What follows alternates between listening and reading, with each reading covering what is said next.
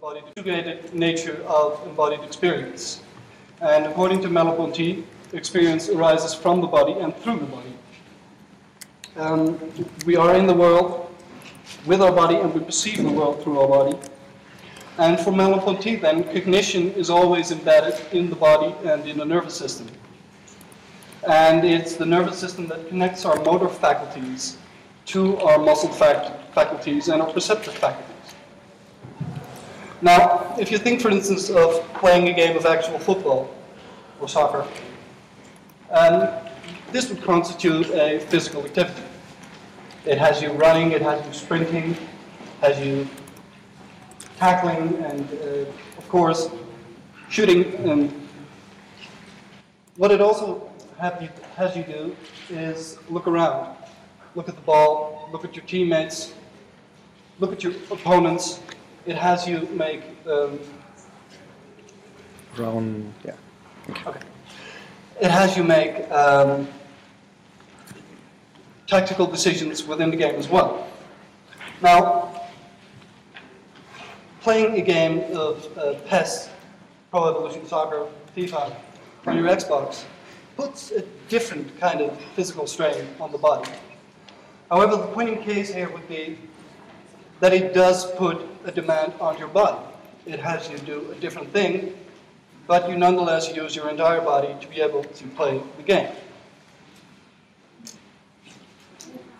Now, I want to turn to the image of video games and to see what we can say about them without jumping to intricate theories. The first thing you could say is that there's a big difference between the video game image and traditional images. And there's always a kind of danger when addressing the video game image that you would look at it in too classical a sense. The video game image is different from photography and painting. And here the notion of Lev Manovic's interface becomes interesting, because according to Lev Manovich, what the computer image does is it combines the visual representation, as we can find it in photography and painting, for instance, with the computer interface that works as a virtual control panel. It is the expression of a computer program, and as such it is endowed with procedural properties. Now, in some video games, this is made very explicit, as for instance, this example from the game Splinter Cell, in which the image looks like a control panel and it actually works like a control panel. But even in less clear-cut cases, such as this frame from Hitman Blood Money, visual representation is accompanied by procedural representation, as you can see the opponents, and the procedural representation actually allows you to shoot them as well. And in a sense, the video game image then also always oscillates between either the workings of the control panel and the visual representation. Now, here's an example in which this is made very, very explicit. On your left hand, you see a ravine, and there's a ledge leading down to it. Now, walking down this ledge is, however, not as exciting as it might seem, because at no point can you actually step off of it. In a sense, then, the ravine is reduced to an image of a ravine. It's not procedurally represented, so it doesn't function as a ravine. Now, I would like to talk about Deleuze's movement image. Deleuze's movement image functions as the main theoretical tool in what I'm talking about today. And Deleuze has used the concept of the movement image to describe how cinema is able to present us images of pure movement, movement that is not attached to any body or object. And the movement image is characterized by Deleuze by three avatars. That is, the perception image, the action image, and the affection image. And these avatars are described as images, and are even exemplified by Deleuze by certain types of framing. the long shot, the medium shot, and the close-up. But it is, however, important to remember that these images are integral parts of every movement image. So every movement image will contain a moment of perception, action, and affection. Now, let's look at the movement image, or the perception image. The perception image focuses on what is seen. It is that which the camera brings into view. And it's an integral moment of all movement images. If you can't see it, it's not there, so. But the perception image is also concerned with issues of framing. And Deleuze uses the example of the long shot to describe a movement image in which the perception image dominates. And in the long shot, you can understand that objects appear very small and their movements appear very small. So in a sense, they're made subordinate to the overall image. The perception image also ranges between two poles. There's a subjective pole and the objective one. And the subjective would be a shot as from a viewpoint of a subject, being a character in the fiction. And the other end is the objective one, and this, according to Deleuze, is cinema's greatest achievement, because cinema is able to present us with a perception that is not from the subjective viewpoint, but can be in anything. What's also interesting about the perception image is that within the movement image, perception is always already from the viewpoint of action. So the camera only brings those things into view from which action will eventually unfold. This brings us automatically to the action image, which flows naturally from the perception image. According to Deleuze, the action image is no longer concerned with issues of framing, but it is concerned with the incurving of the universe. Now, in contrast to the long shot of the perception image, the action image is dominated in the medium shot. And here you already can see the process of incurving, because compared to the long shot, the medium shot rids the image of excess eye candy, focusing mainly and only on the action that unfolds. Now, it's interesting to see that Deleuze in this regard speaks of a delayed reaction. Now, why is that reaction in the action image delayed?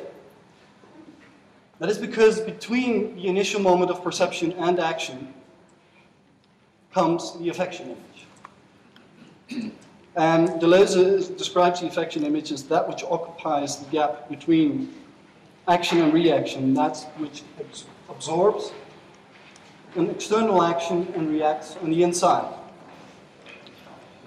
In the context, for instance, of a tennis video game, it's the moment when the ball is flying towards you. You, in a split second, decide whether to use a forehand or a backhand.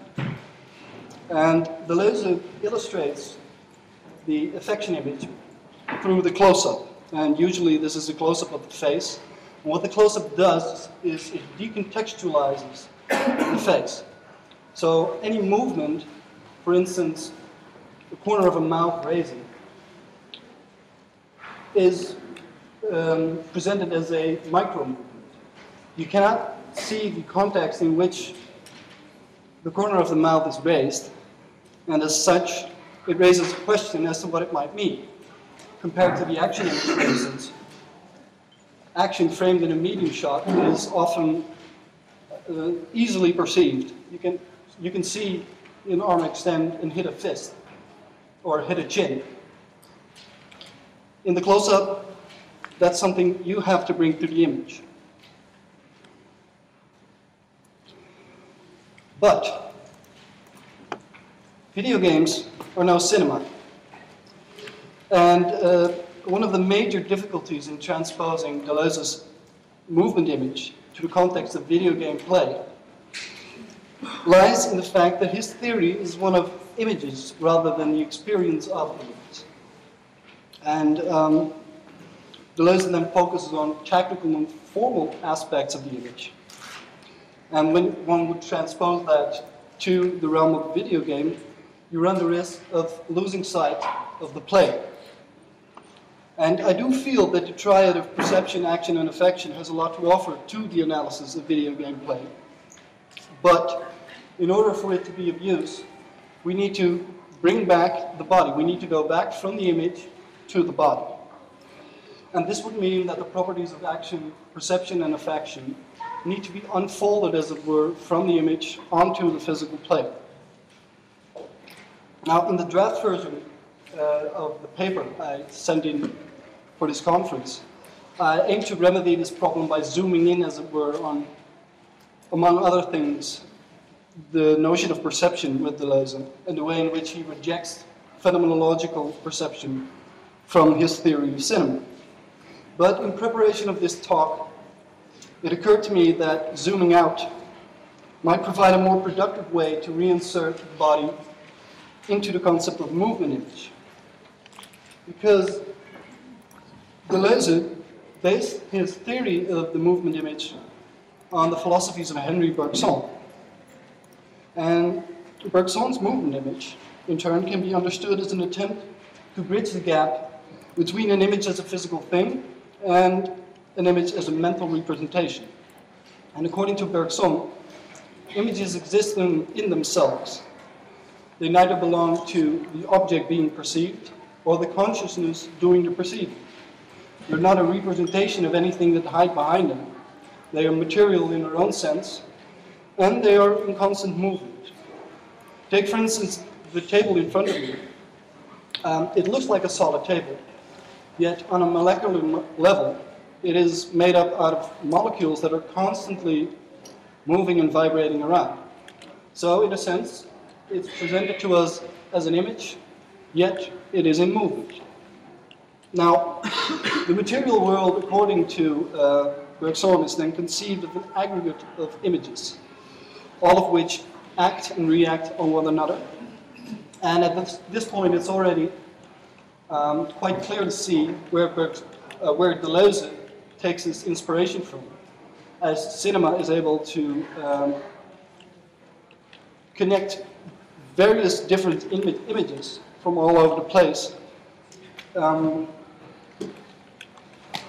There is, however, an important difference, and that is the fact that in Bergson's theory, the body stands out as a very distinct image. It is the body that frames, as it were, from among the universe of images, only those images that interest him. And in Bergson's understanding, then, the body acts as a source of action. And perception is an active selection of images from the world. And action is also presupposed by perception. We look at things in order to act.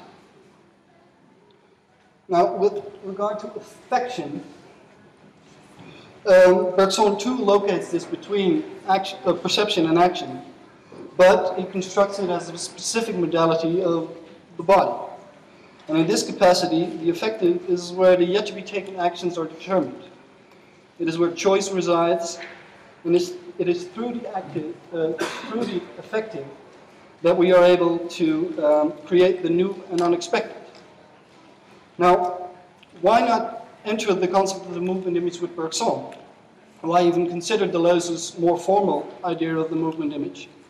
Well, it's because I feel that the experience of video game play arises from the back and forth between the formal properties of the image and the subjective experience of the play. Now, returning to the video game, Mike Jones tells us that the construction of a 3D video game is much like designing a macro mise-en-scène. The entire space at the beginning level is designed in one go, and the player only gets to see a portion of that through the frame. And in this sense, that operates much like Deleuze's close-up.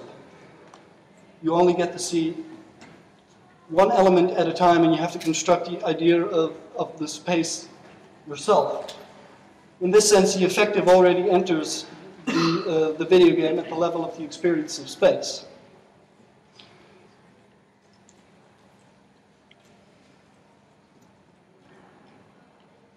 Well, the notion of action, that is navigation through 3D space, is only but one of the actions offered by video games. And you can also act in the image with objects and movement that occur within the image themselves. And it is this that is closely related to issues of, it is this that operates through the working of the interface images, as I mentioned earlier. Action can be both subjective and objective in the video game. It can be both your actions as well as the machines. And affection, in turn, is are the body's tendencies to action. It is where action is contemplated. Or as Suvik has formulated it, it's the part where the action of both the game and the human player are yet to be determined. Now, I want to look at 3 video games, and I'll do this very, very briefly. Since action is such a central theme, I will start with a video game in which action is central. Now, that's the game Doom 3. It's a fast-paced shooter game, and the perception and affection are made subordinate to the action. There's a lot of movement towards the player, and it has you react in a reflex manner rather than a reflective manner. And the interval between perception and action is very small. And in this sense, affection takes on the form of what Deleuze calls the impulse image, which is controlled by fetishes of good and evil. The alien comes towards you, and you have to assess very, very quickly, is this good or bad for me, and act from that. Now, Fallout 3 is a different game altogether. It extends the gap between perception and action, allowing for the affective to be played out in a much more substantial way. And in this way, the nature of action becomes one that is more of reflection rather than reflex. You have to think about the movements you make, and the movements or the actions are interconnected. So actions taken at one point in the game will affect your possibility to act further on in the game. Then there's also Shadow of the Colossus, and I feel this game plays on the perception image. It is a game in which most of the time action is absent. It is a game where you have to look for action because you're slaying a number of giants. You have to actually look for the giants, and upon finding them, the giants won't even engage you. You have to provoke them in order for the action to unfold. So in a lot of times in the games, there's all the time to look around, but no action to attach to. And in a sense, then the perception gets cut off from the action. And in the moment of action, when you, for instance, hang on the back of a giant, and it takes a simple sidestep, it occurs many times that you swing off screen. So in the moment of action, perception is not made subordinate to action and appears in itself again. Now, it has not been my intention, clearly, to give an in-depth analysis of these games. It's been my point, however, to demonstrate how the experience of video game play and the nature of action in that is bound up with perception and affection. And in conclusion, I hope that I have been able to explicate to some level the physical involvement of the player with the video game image, and hopefully to have formed a more nuanced understanding of the nature of action in playing video games.